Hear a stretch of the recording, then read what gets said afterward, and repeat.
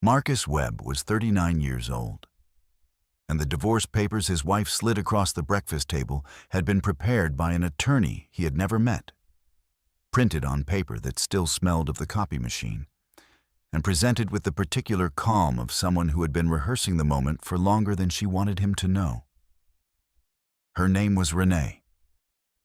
She had placed the documents beside his coffee mug with one hand and kept her phone in the other, and she had said without looking up, "Sign and walk away, Marcus. That's all I'm asking. Just sign and walk away." He had looked at the papers. 41 pages. Standard domestic dissolution language on the first 6. Property division, custody waiver for the dog they no longer had, dissolution of the joint accounts, release of claim on the marital residence.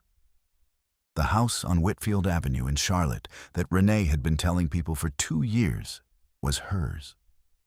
She had not mentioned page 7. He was not sure she had read page 7. Page 7 contained a single paragraph, 11 lines, in the same typeface as everything around it, embedded between a clause about personal property and a clause about financial accounts, that released Renee Webb, née Harding, from any claim on the separate property holdings of Marcus Jerome Webb, including but not limited to any business entities, real property, or investment instruments held prior to or during the marriage under his sole name or affiliated trusts. His attorney had put it there. Marcus had asked him to. It was the most valuable paragraph in the document. It released her from claiming a share of assets valued at just over $1.4 million. She had signed away the right to it in the same motion she used to slide a grocery list across a counter. What happened next would take 6 months to fully unfold. Renee would understand what she had signed on the day her own attorney finally read the document back to her. That day was coming. Before we jump into the story, comment where in the world you are watching from and subscribe, because tomorrow's story is one you need to hear. The Whitfield Avenue house had been built in 1941, and Marcus had bought it in 2015 from an estate sale, cash, 7 months before he and Renee were married. The kitchen floor had been vinyl over concrete. The staircase had been carpeted. The back porch had been a rotting deck that dropped 6 inches when you stepped on the wrong board.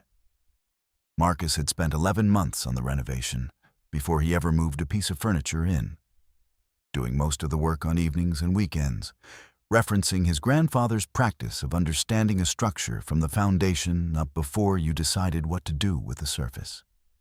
His grandmother had been the one who said it plainly.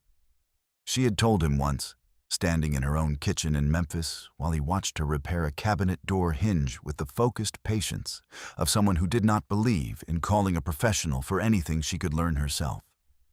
A man who knows what he built knows what's worth keeping. He had been 14. He had not understood it as instruction. He understood it now as prophecy. He was a structural engineer by license and a property developer by outcome, which meant that his professional life was built around the gap between what a building appeared to be and what it actually was, between the surface presentation and the load-bearing reality.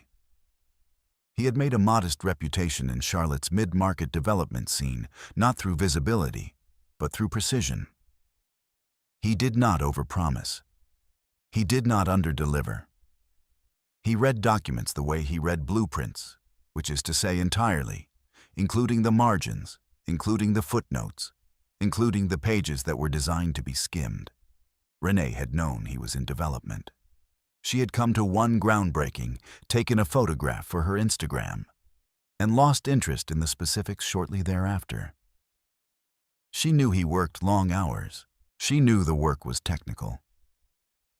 She had stopped asking about the details sometime in the 2nd year of the marriage, which Marcus had noted without remarking on. They had met at a fundraiser for a Charlotte arts organization in the spring of 2014. She was in marketing, polished, quick, the kind of person who entered rooms efficiently and left impressions that lasted longer than the conversation. He had been drawn to her directness in the beginning. the way she said what she meant without the soft hedging that made most social conversation into weather talk. She had asked him, within 20 minutes of meeting him, what he actually did and what he was actually building. He had told her. She had listened. He remembered that version of her when it was useful to remember it, which was less and less often by the time the breakfast table conversation happened. The trouble had not arrived suddenly. It had arrived the way structural failure usually arrived, as a long sequence of small tolerances exceeded one by one, invisible at each individual stage, catastrophic only in aggregate. A missed dinner she did not explain. A trip to visit a college friend in Raleigh that had extended by 3 days without a clear accounting. A new habit of sleeping with her phone face down on the nightstand with the volume off, which she had attributed to work stress in a way that answered the question without addressing it. He had not confronted her. He was not a man who confronted things prematurely. He was a man who gathered information until the information was sufficient to be definitive. And then he acted with the full weight of what he knew. The doorbell camera had been installed in the fall, after a rash of package thefts in the neighborhood. It recorded continuously. He had not told Renee it recorded when she wasn't home. He had begun reviewing the archive in January. The first time he called Raymond Voss, his attorney, was a Thursday afternoon in February, from the parking lot of the Belmont warehouse project he was managing. Raymond was 63, had handled 3 of Marcus's property acquisitions, and had known his family since before Marcus was born. He answered on the second ring. "I need to talk to you about protecting what I have," Marcus said. Raymond had been quiet for a moment. Then, "Come in tomorrow morning." Marcus had. The breakfast table moment had happened on a Tuesday in April, 3 weeks after Marcus and Raymond had completed the legal preparation. Renee had placed the papers down with the practiced calm of a woman who had been told by her own attorney that the document was favorable to her position. Which, on pages 1 through 6, it was. Pages 1 through 6 gave her the joint accounts, the furniture, the paid-off vehicle in her name, and a clean separation from any shared debt. Page 7 took back everything she had assumed without realizing she had assumed it. Marcus had read the full document the evening before, sitting at the kitchen table after Renee had gone to bed with a red pen and a legal pad, noting every clause. He had made 2 calls to Raymond before 9 in the morning to confirm the language was exactly as they had discussed. Then he had come back to the table and drunk his coffee and waited. When she slid the papers across, he had looked at them for a long time. "All 41 pages?" he asked. "It's standard," she said. Raymond already reviewed everything.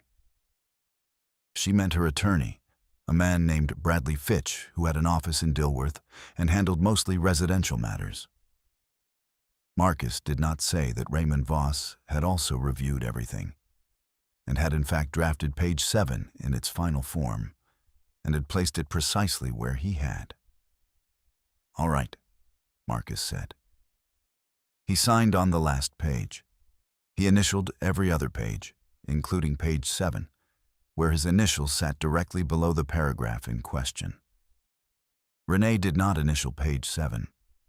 She initialed pages 1 through 6 and signed the last page and slid the document back across the table with the efficiency of someone completing an errand. "I'll have Bradley file today," she said. "That's fine," Marcus said. She picked up her phone and her bag and left for work. He heard her car pull out of the driveway. He sat at the table and finished his coffee and thought about his grandmother in her kitchen, repairing the hinge, working quietly in the way of someone who understood the value of doing a thing right the first time. He did not feel triumphant. He felt precise. The documentation process had begun 6 weeks before the breakfast table, and it had proceeded with the same methodical rhythm Marcus applied to every project. Not rushed, not emotional, organized by category and date and weight of relevance. The doorbell camera had given him the pattern first. A silver Lexus, late model, registered to a man named Terrence Gould, had appeared in front of the house on 9 occasions between December and March, always on Tuesday and Thursday afternoons between noon and 2:30, which were the windows Renee had been describing to Marcus for 4 months as her remote work hours. He had noted the first appearance without acting. He had noted the second. By the fourth, he had the plate number and had passed it to Raymond, who had a resource for such things. Terrence Gould was a commercial real estate broker, 36, based in Charlotte's South End. He drove the Lexus on a company account. He and Renee had been introduced at an industry mixer, according to her own LinkedIn comments, in October, 2 months before the first Tuesday appearance at Whitfield Avenue. Marcus had not surveilled further. He had enough to establish the pattern. What mattered legally was not the relationship itself, but the financial positioning around it, which was where things became genuinely interesting. In February, Marcus had discovered, through a review of the joint savings account he had access to as a co-holder, that Renee had been making small withdrawals, never more than $400 at a time, always in cash, always on a Friday, since the previous August. 31 withdrawals in total. Just over $11,000, accumulated over 7 months in a pattern designed to read as grocery runs and incidental expenses. He had printed every statement. He had highlighted every withdrawal. He had placed the printouts in a manila folder behind the LLC formation documents in his home office safe, the same safe that held the deed to Whitfield Avenue in his name alone, purchased before the marriage and never co-titled. Raymond had advised against raising any of it before the filing. Let her file. Let her attorney file the document she believed was favorable. Let the clock start. Then let her find page 7. Marcus had followed that advice with the focused patience of a man who understood that structural work required you to let the concrete cure before you tested the load. On the Thursday after the filing, he called Raymond. "It's filed," Raymond confirmed. "Her attorney submitted this morning." How long before she realizes? Depends on when Fitch does his post-filing review. If he's thorough, a week. If he skimmed it the way he appears to have skimmed the rest of it, longer. Marcus drove to his Uncle Devin's house that evening. Devin was 66, a retired general contractor who had taught Marcus the difference between cosmetic renovation and structural repair when Marcus was 17 and spending summers on job sites. He lived in a ranch house in Steel Creek that he had built with his own hands in 1992 and had not stopped improving since. They sat on the back porch. Devin poured 2 glasses of sweet tea without being asked. Marcus told him the shape of it. Not every detail. Devin did not need every detail, but the structure, the document, page 7, what it protected, what it released her from claiming. Devin was quiet for a moment. "She signed without reading it?" he asked. "Her attorney didn't flag it." Devin shook his head slowly, the way a builder shakes his head when he sees someone frame a wall without checking the plumb. Not malicious, just the weight of a preventable error. "Your grandfather would have said she failed the inspection?" Devin said. "He would have," Marcus agreed. They sat on the porch until the light left the yard. Devin asked about the Belmont project. Marcus told him it was on schedule. They talked about a water heater Devin was replacing and whether the existing supply line would support the new unit. They talked about the weather and a barbecue Devin was planning for May. They did not talk about Renee again. Marcus drove home in the dark and stood in the kitchen of the Whitfield Avenue house for a long moment before he turned on the light. The floors were Brazilian cherry, refinished by his own hands in 2015. The countertops were soapstone he had sourced from a supplier in Virginia. The window above the sink looked out onto the backyard, and in the dark you could see the porch light of the neighbor's house through the oak tree he had preserved during the renovation by rerouting the foundation drainage rather than cutting the root system. It was a good house. It had been built right. He turned on the light and made dinner and did not think about what was coming, because what was coming did not require his attention. It had been set in motion. It would resolve the way load transfer always resolved. Quietly, completely, according to the math. The call from Renee came on a Wednesday, 16 days after the filing, at 7:43 in the evening. Marcus was at the kitchen table reviewing permit applications for a new acquisition in the Plaza Midwood neighborhood. Her voice had lost the controlled composure it had carried at the breakfast table. It had not become loud. Renee was not a woman who became loud. But there was a tightness in it that Marcus recognized as the register of someone who had been told something they had not prepared for. "Bradley says there's language in page 7, she said. "Yes," Marcus said. "He says it releases he says you have assets." "Yes." "You knew that was in there." "I initialed the page," Marcus said. "You were welcome to do the same." A silence. "How much?" she said. "You'd need to ask Raymond. The document is filed. The language controls." Another silence. Longer. "Marcus, Renee, this isn't fair." He set down his pencil. He thought about the $11,000 withdrawn in 31 installments over 7 months. He thought about the silver Lexus on 9 Tuesday afternoons. He thought about the breakfast table and the way she had said sign and walk away without looking up from her phone. "The document was presented to me as standard," he said. "I signed what was in front of me. So did you."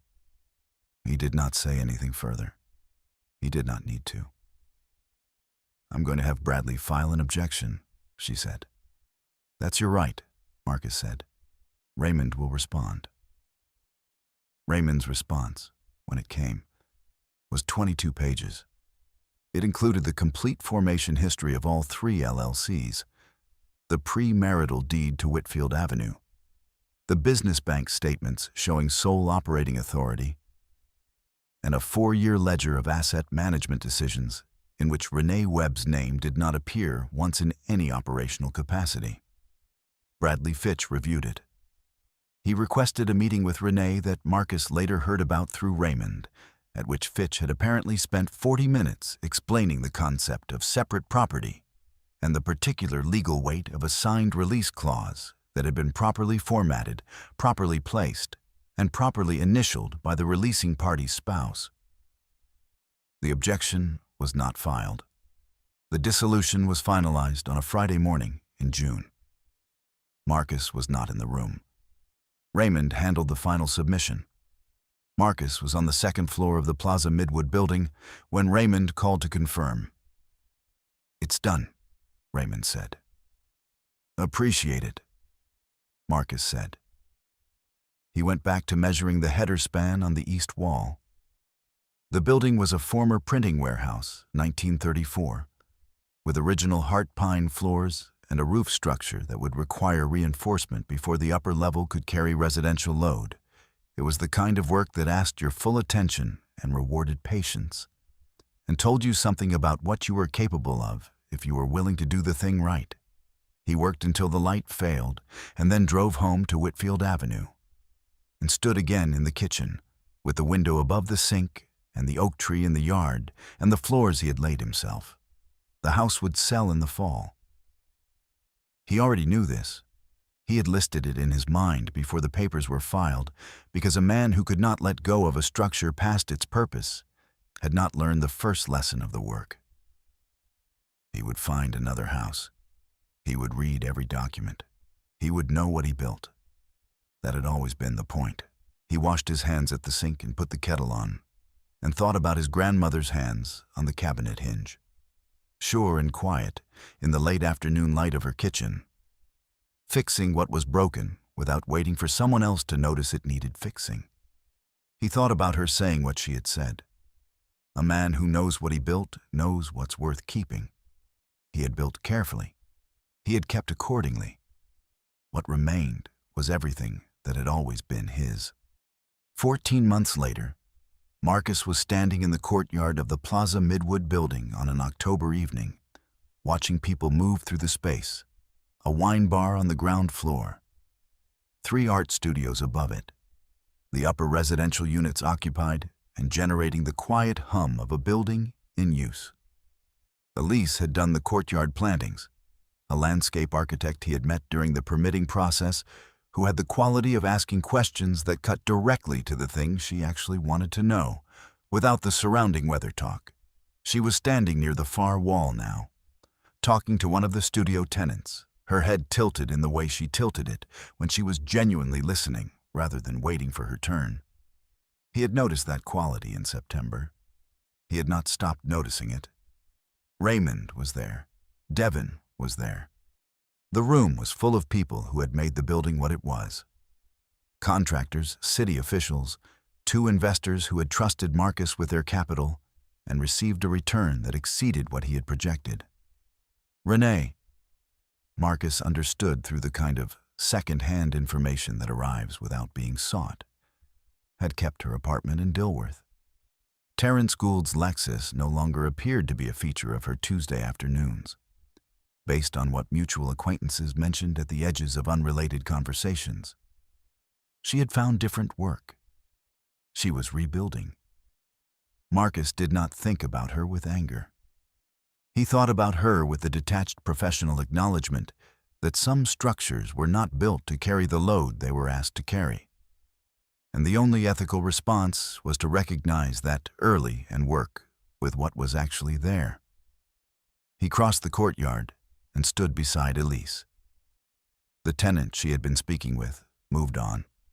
The evening light was doing the thing it did in October in Charlotte, warm and horizontal, making even ordinary materials look considered. "Good turnout," she said. "Building's worth a good turnout," he said. She looked at him sideways in the way she had. "You always say that about your buildings." "Only the ones I mean it about." She smiled.